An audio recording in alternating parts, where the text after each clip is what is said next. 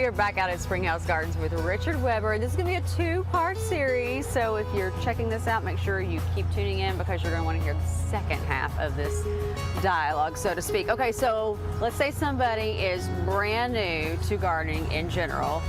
What do they need to have besides the obvious plants?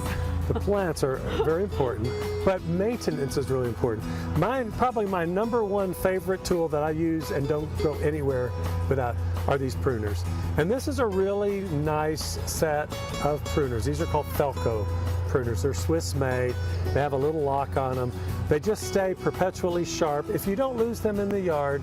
That's why I like them with the bright orangey red handle, because if you do set them down or they fall out of your pocket, easier spot. I just absolutely love these. I have used these for 50 years, not this particular, probably 40 years, not this pair, but I usually have 2 or 3 pairs going at a time because I never want to be without them. So I keep one in my golf cart, one in the car, one in the barn, one at the house. So yeah, Felco pruners, #1. My #2 best thing, look at that, you can tell this is a weeding knife, and I didn't discover these until about maybe 10, 15 years ago. But again, see a theme here, orange handle, but this thing is a sharp bladed knife. You've got a serrated edge that's awesome for cutting like hostas if you're going to divide them, or I use this in place of the old-fashioned dandelion digger. So if you've got a deep-rooted weed, you go down right beside it, you push down. It's really easy. You can get good leverage. It's also great because it's got a measuring tool on it. So if you're planting those bulbs that we were talking about earlier and you need to plant 4 inches deep, you can put that in there, measure it, put your bulbs in. It's also good for anyone gardening in a rough area. This is a good weapon too.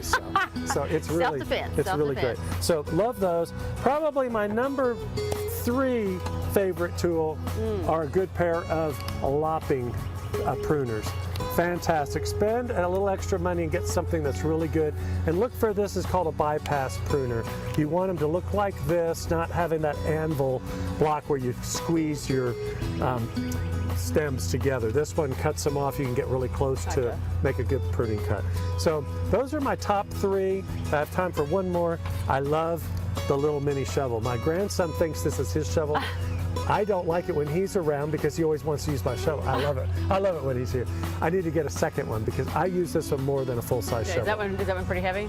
Not too bad, yeah. But he thinks it's his, but we all know it's mine. So those are the top 4 things. We're going to, in the second segment, we're going to talk about a couple other things that I don't want to live without in the garden. All right, well, definitely check them out on social media, Instagram, Facebook, and of course, springhousegardens.com.